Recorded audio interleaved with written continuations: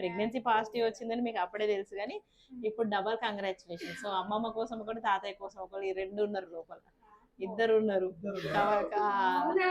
కవల పిల్లలు అదే చెప్తుంది, అదే మా చెప్తుండే, నాకు కవల పిల్లలు అయితే అయిపోతుంది మేడం అని అనుకున్నా అంటుంది.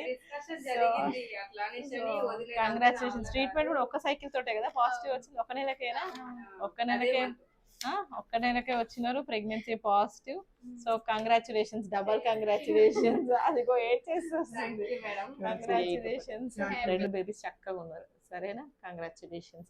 అందుకే వామిటింగ్స్ కూడా ఇవన్నీ ఎక్కువ అవుతున్నాయి, మందులతో సెట్ అవుతుంది, టెన్షన్ పడకండి. ఒక్క ప్రెగ్నెన్సీ ఉన్న వాళ్ళే 3 నెలల వరకు ఏం తినలేక ఇబ్బంది పడుతుంటారు.